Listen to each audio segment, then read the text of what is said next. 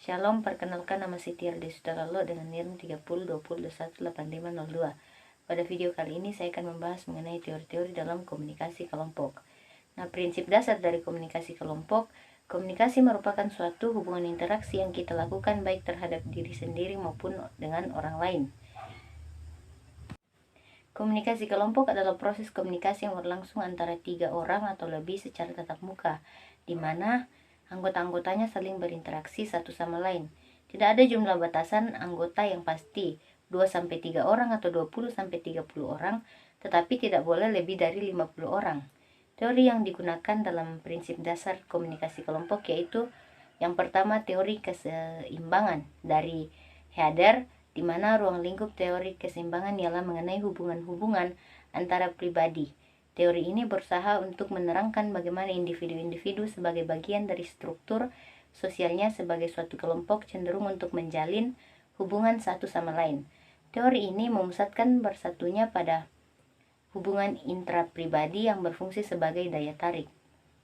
Yang kedua yaitu sistem ABX dari Newcomb. Sistem ABX dari Newcomb memperluas teori hubungan intrapribadi dari Herder sampai pada interaksi yang terjadi antara anggota dan kelompok yang hanya terdiri dari 2 orang anggota.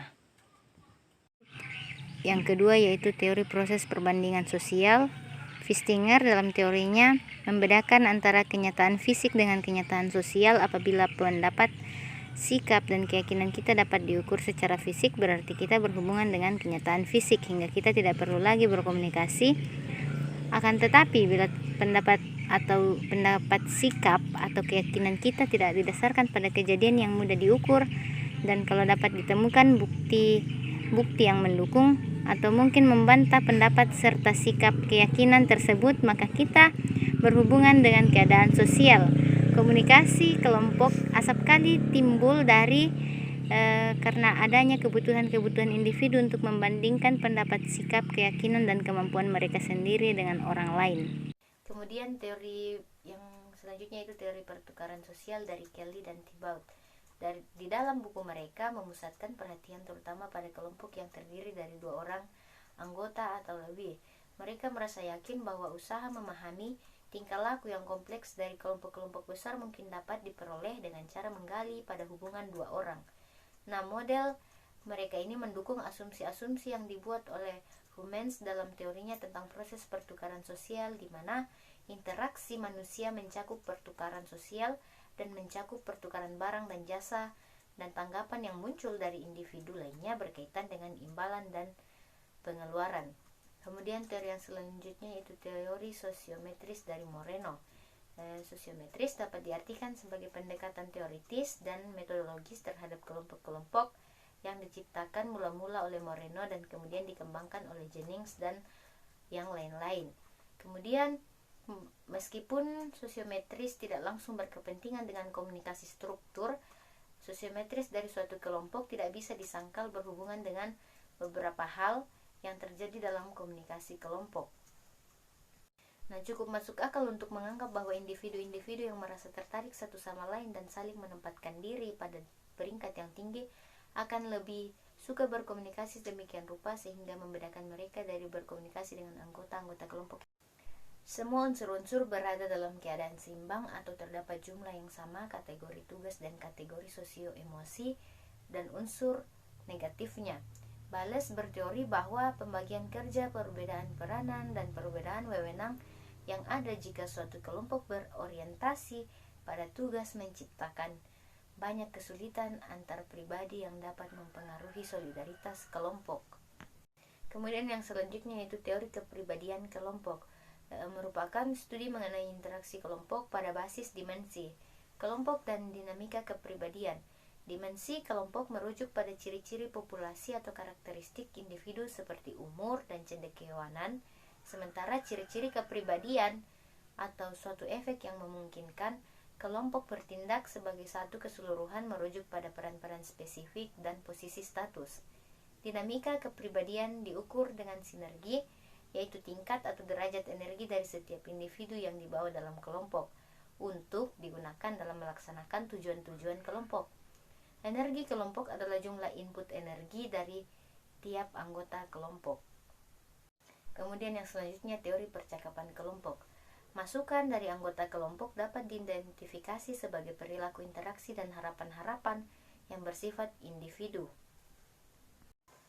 Teori ini berkaitan dengan produktivitas kelompok atau upaya-upaya untuk mencapainya melalui pemeriksaan masukan dari kelompok, variabel-variabel perantara, dan keluaran dari kelompok.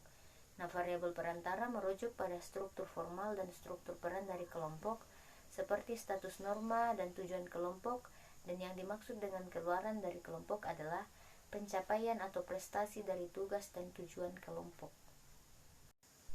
Kemudian, kelompok primer dan sekunder. Perbedaan antara kelompok primer dan sekunder yang pertama, kualitas komunikasi pada kelompok primer bersifat dalam dan meluas, dalam arti menembus kepribadian kita yang paling tersembunyi, menyingkap unsur-unsur backstage. Sedangkan pada kelompok sekunder, komunikasi bersifat dangkal, hanya menyentuh bagian luar dari kepribadian individu dan terbatas hanya berkenaan dengan hal-hal tertentu saja. Kedua, komunikasi pada kelompok primer bersifat personal. Dalam komunikasi primer, yang penting buat kita adalah siapa dia, bukan apakah dia. Sedangkan kelompok sekunder hanya bersifat impersonal dan dapat dipindahkan. Misalnya kita dalam memindahkan hubungan kita dengan rekan lama kepada rekan baru. Yang ketiga, kelompok primer berkomunikasi lebih menekankan pada aspek hubungan dari aspek isi. Kemudian yang ketiga, pada kelompok primer komunikasi lebih menekankan pada aspek hubungan daripada aspek isi. Sedangkan pada kelompok sekunder berlaku sebaliknya, yang dipentingkan adalah aspek isinya, bukan aspek hubungan. Kemudian yang keempat, pesan yang disampaikan dalam komunikasi kelompok primer lebih bersifat ekspresif, sedangkan dalam kelompok sekunder hanya bersifat instrumental.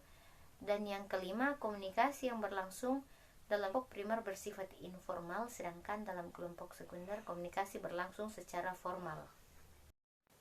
Kemudian yang selanjutnya itu teori pemikiran kelompok. Janis menggunakan istilah group think yang bersifat terpadu.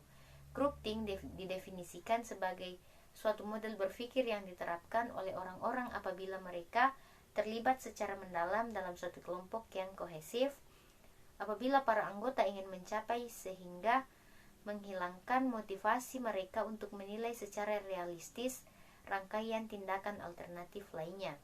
Fenomena groupthink akan terjadi apabila sebuah kelompok mengambil keputusan yang salah karena adanya tekanan kelompok yang mengakibatkan turunnya efisiensi mental, berkurangnya pengujian realiti, dan pertimbangan moral. Karakteristik yang menandai terjadinya groupthink dalam suatu kelompok yaitu: pertama, anggapan bahwa mereka kebal atau suatu kelompok yakin bahwa keputusan yang telah diambil tidak perlu lagi dipertanyakan. Kemudian yang kedua, percaya pada moralitas yang melekat dalam kelompok ini mengakibatkan anggota kelompok mengabaikan konsekuensi moral dan etika dari keputusan mereka, dan masih banyak lagi. Kemudian selanjutnya teori implisit dan dalam perspektif komunikasi lisan tentang kelompok-kelompok. Asumsi pertama dalam perspektif komunikasi lisan mengenai kelompok yaitu komunikasi kelompok dapat dilihat sebagai proses di mana penilaian dibentuk dan diungkapkan. Kemudian yang kedua, penilaian-penilaian dalam komunikasi kelompok dirumuskan dan dinyatakan melalui suatu proses yang terdiri dari bagian yang dianggap secara konsisten. Kemudian yang ketiga, komunikasi kelompok dapat menjadi fungsi penghubung dari komunikasi lisan. Ada beberapa teori yang dapat dikategorikan sebagai bagian dari teori komunikasi kelompok, di antaranya yang pertama, adaptive structuration theory, di mana struktur sosial dipandang sebagai pedang bermata dua. Dalam teori ini, Giddens menyatakan bahwa kunci dalam memahami komunikasi yang terjadi dalam kelompok dan organisasi adalah dengan mempelajari struktur yang berfungsi sebagai fondasi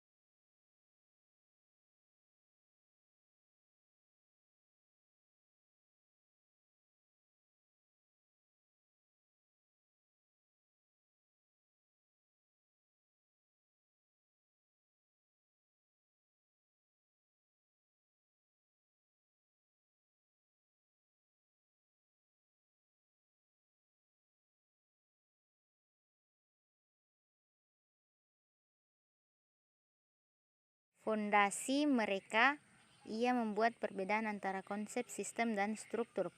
Teori ini dapat dilihat dalam susunan asumsi teori terstrukturan adaptif, yaitu kelompok dan organisasi diproduksi dan direproduksi melalui penggunaan aturan atau sumber daya. Yang kedua, aturan komunikasi berfungsi baik sebagai media atau untuk hasil akhir dari interaksi. Yang ketiga, struktur kekuasaan ada di dalam organisasi dan menuntun proses pengambilan keputusan dengan menyediakan informasi mengenai bagaimana untuk mencapai tujuan kita dengan cara yang terbaik. Kemudian dramatisme, Kenneth Burke menurutnya, orang dalam kehidupan sehari-hari ibarat dalam panggung sandiwara. Ia memandang tindakan tersebut sebagai konsep dasar dari dramatis. Ia membedakan antara konsep tindakan dan gerak. Semua benda dan binatang di dunia ini memiliki gerak. Dramatis adalah studi tentang tindakan aksi. 5 konsep yang digunakan dan tidak dapat dipisahkan yaitu persuasi, identifikasi.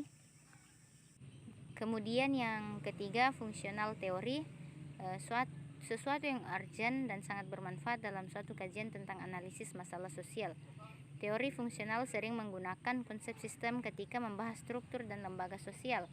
Sistem ialah keseluruhan bagian-bagian yang saling tergantung secara singkat dan sederhana. Teori sosial ini merupakan seperti rantai sosiologi manusia di mana dalam hubungannya terdapat suatu keterkaitan dan saling berhubungan dan adanya saling ketergantungan layaknya sebagai jasad mereka. Apabila salah satu bagian tubuh jasad tersebut ada yang sakit ataupun lemah, sangat berimplikasi pada bagian yang lain. Kemudian yang terakhir, simbolik konferensi teori, merupakan teori yang menyatakan bahwa kesimpulan beberapa individu akan sangat dekat dan memiliki satu sama lain ketika mereka berada dalam suatu lingkungan dalam waktu yang lama. Sekian materi untuk hari ini. Shalom, Tuhan Yesus memberkati.